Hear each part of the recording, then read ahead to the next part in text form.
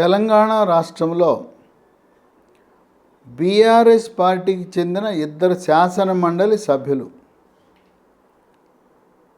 Station Ghanpur నుంచి కడియం శ్రీహరి, అలాగే హుజూరాబాద్ నుంచి పాడి కౌశిక్ రెడ్డి ఇద్దరు శాసన మండలి సభ్యులు.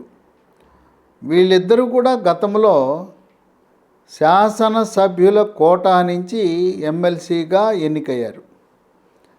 వాళ్ళు ఎమ్మెల్యేగా గెలిచిన తర్వాత 6 డిసెంబర్ వాళ్ళ ఎమ్మెల్సీ పదవికి రాజీనామా చేశారు. అంటే తెలంగాణ రాష్ట్ర శాసన మండలిలో 2 సీట్లు ఖాళీ అయ్యాయి. ఈ 2 సీట్లు ఖాళీ అయిన తర్వాత కేంద్ర ఎన్నికల కమిషన్ ఎమ్మెల్యేల నుంచి ఈ 2 సీట్లను నింపవలసిందిగా నోటిఫికేషన్ ఇచ్చింది. ఇక్కడ ఒక విచిత్రమైన విషయం బయటపడింది. ఈ 2 కలిపి ఎన్నికలకు నోటిఫికేషన్ ఇవ్వలేదు, విడివిడిగా నోటిఫికేషన్ ఇచ్చారు. ఎన్నిక కూడా విడివిడిగా జరుగుతుంది. బ్యాలెట్ బాక్సులు కూడా విడివిడిగా ఉంటాయి. 2 కలిపి నోటిఫికేషన్ ఇచ్చి ఒకే బ్యాలెట్ బాక్స్లో అందరు ఎమ్మెల్యేలు ఓటు వేయాలంటే 1 సీటు కాంగ్రెస్కి 1 సీటు బీఆర్ఎస్కి వచ్చేది. ఎప్పుడైతే నోటిఫికేషన్లు విడిగా ఇచ్చారు, ఎలక్షన్ విడిగా జరుగుతుంది, ఎలక్షన్ బాక్సులు వేరే ఉంటాయి. దీనివల్ల బీఆర్ఎస్ తీవ్రంగా నష్టపోతూ ఉంది. 2 కలిపి నోటిఫికేషన్ ఇచ్చిన పక్షంలో కాంగ్రెస్ పార్టీకి 1 ఎమ్మెల్సీ, బీఆర్ఎస్ పార్టీకి 1 ఎమ్మెల్సీ వస్తుంది. ఎమ్మెల్సీ అవ్వాలంటే కలిపి పోటీ చేస్తే 40 మంది ఎమ్మెల్యేలు ఉంటే 1 సీట్ వస్తుంది.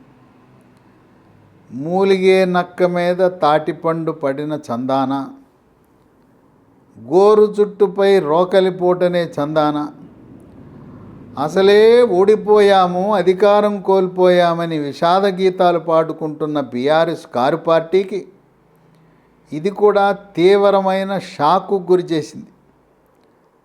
ఇద్దరు ఎమ్మెల్యేల నుంచే ఎన్నికయ్యారు, ఇద్దరు ఒకే రోజు రాజీనామా చేశారు. ఇద్దరికీ కూడా టర్ము నవంబర్ 27 వరకే ఉంది. ఎందుకు ఇట్లా 2 విడిగా నోటిఫికేషన్లు ఇవ్వటము, విడిగా ఎన్నిక జరగటం? విడిగా ఎన్నిక జరిగితే 2 కాంగ్రెస్ పార్టీ కైవసం అయిపోతాయి. 2 చోట్ల కూడా వాళ్ళకుండే 64 మంది ఓట్లేస్తారు, 2 చోట్ల వాళ్ళే గెలుస్తారు. ఇక ఎలాగో ఎంఐఎం బీజేపీ పార్టీ పోటీకి పెట్టరు, బీఆర్ఎస్ పార్టీ పోటీకి పెట్టినా 2 డబ్బాల్లో ఓట్లు 64 పడతాయి, వీళ్ళ 39 పడతాయి. పోన్లే 39కి అదనంగా ఎంఐఎం ఓట్లు 7, 39 7 46, వాళ్ళది 64 లెక్క పెడతారు, 64 గెలిచినట్టుగా ప్రకటిస్తారు. దీనికి న్యాయ పోరాటం చేయాలని బీఆర్ఎస్ పార్టీ సంకల్పిస్తున్నా కేంద్ర ఎన్నికల కమిషన్ స్పష్టత ఇచ్చింది. రాష్ట్ర ప్రధాన ఎన్నికల అధికారి chief electoral officer Vikas Raj ఒక స్పష్టత ఇచ్చాడు. మాకు కేంద్ర ఎన్నికల సంఘం ఇచ్చిన ఆదేశాల మేరకు 2 నోటిఫికేషన్లు విడివిడిగా జారీ చేస్తాం. ఎన్నిక వేరే జరుగుతుంది, వేరే డబ్బాల్లో మీరు ఓట్లు వేయవలసి ఉంటుంది అని చెప్పి శాసనసభ కార్యదర్శికి, శాసన మండలి కార్యదర్శికి కూడా ఆదేశాలు ఇచ్చారు. అయినా బీఆర్ఎస్ పార్టీ న్యాయ పోరాటం చేద్దాం అంటే దానికి కేంద్ర ఎన్నికల కమిషన్ స్పష్టత ఇచ్చింది. ఇది మీకోసం ఈరోజు ఏదో పెట్టిన కొత్త నిబంధన కాదు. గత కొన్ని సంవత్సరాలుగా కేంద్ర ఎన్నికల కమిషన్ వివిధ రాష్ట్రాలలో ఏ సాంప్రదాయాన్ని, ఏ నియమ నిబంధనలు పాటిస్తుందో అదే ఇక్కడ అమలు చేస్తున్నాం. మీకోసం మేము నియమ నిబంధనలు మార్చలేదు. ఏ రాష్ట్రంలో కూడా ఇలాంటి పరిస్థితి ఉత్పన్నమైతే విడివిడిగానే నోటిఫికేషను, విడివిడిగానే ఎన్నిక జరిపే మేము మా నిబంధన అని స్పష్టత ఇచ్చారు. వేచి చూద్దాం వాళ్ళ న్యాయ పోరాటం ఎంతవరకు విజయం సాధిస్తారో. దీనికి కాంగ్రెస్ పార్టీ తరపున అభ్యర్థులను సిద్ధం చేసుకుంటున్నారు. ఇప్పుడు వాళ్ళకి ఆనందం కలిగే అంశం రెండు. గతంలో ఒకటి అనుకున్నారు, ఇప్పుడు రెండు వచ్చినాయి. ఒకటి మైనారిటీ అభ్యర్థికి ఇవ్వాలని కోరుకుంటున్నారు. దాంట్లో షబ్బీర్ అలీ మొదటి పేరు.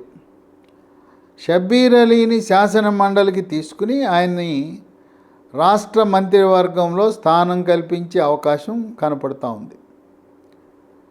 షబ్బీర్ అలీతో పాటు జాఫర్ జావీద్, ఆయన విద్యా సంస్థల అధిపతి, ధనికుడు, కుబేరుడు, కోటీశ్వరుడు, ఆర్థిక వనరులు సమకూర్చడంలో సిద్ధాస్తుడు.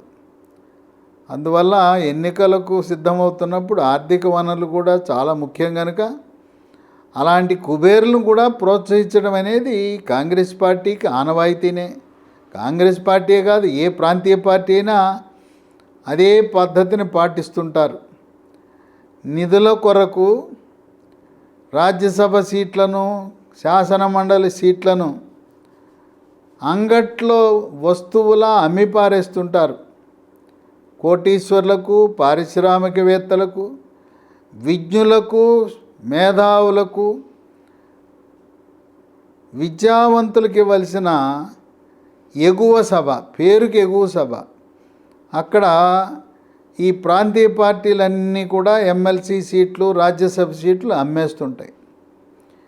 ఒక సీటు ముస్లింకి ఇస్తే రెండవ సీట్ని బీసీ సామాజిక వర్గానికి చెందిన మహేష్ గౌడ్, ఆయన వర్కింగ్ ప్రెసిడెంటు, ముందు నుంచి కూడా విధేయతతో హైకమాండ్ చెప్పినవన్నీ పాటిస్తూ వచ్చాడు. ఆయన పేరు పరిశీలనలో ఉంది. ఆయనతో పాటు రెడ్డి సామాజిక వర్గం నుంచి మాజీ మంత్రి, సీనియర్ నాయకుడు, మరి హైకమాండ్ ఆదేశించగానే వనపర్తిలో ప్రకటించిన తర్వాత కూడా తను ఉపసంహరించుకున్న జి చిన్నారెడ్డి, ఆయన్ని కూడా శాసన మండలికి ప్రతిపాదిస్తున్నారు. ఆయనతో పాటు రాహుల్ గాంధీకి పాదయాత్రలో, భారత్ జోడో యాత్రలో బాగా జోడీ కుదిరింది. జోడో యాత్రలో రాహుల్ గాంధీకి, జగ్గారెడ్డికి జోడీ కుదిరింది. జగ్గారెడ్డి యొక్క ఆయన వస్త్రధారణ, ఆయన గడ్డము, ఆయన భాష, ఆయన శైలి రాహుల్ గాంధీకి బాగా నచ్చాడు. అందువల్ల జగ్గారెడ్డి పేరు రాహుల్ గాంధీ ఆయనకి ఇవ్వాలి, మెదక్ ఆయన సంగారెడ్డి ఆయనకి ఇవ్వాలని ఆయనే చెప్పే అవకాశం ఉంది కనుక రాష్ట్ర నాయకత్వం వద్దన్నా రాహుల్ గాంధీ నోటి నుంచి జగ్గారెడ్డి పేరు వచ్చినా ఆశ్చర్యం లేదు. ఇంకో విషయం ఏంటంటే, జగ్గారెడ్డిని మెదక్ నియోజకవర్గంలో కాంగ్రెస్ పార్టీ తరపున పోటీకి పెట్టాలనే ఆలోచన ఉంది. మరి శాసన మండలికి కూడా ఆయన పేరు ప్రతిపాదిస్తారేమో. ఈ శాసన మండలి ఎన్నికలు జనవరి నెలాఖరు లోపల పూర్తి చేయాలి. విడివిడిగా నోటిఫికేషన్ లేచి రెండు కూడా కాంగ్రెస్ పార్టీ 2 శాసన మండలి స్థానాలను తమ ఖాతాలో వేసుకునే పరిస్థితి ఉత్పన్నమైనది.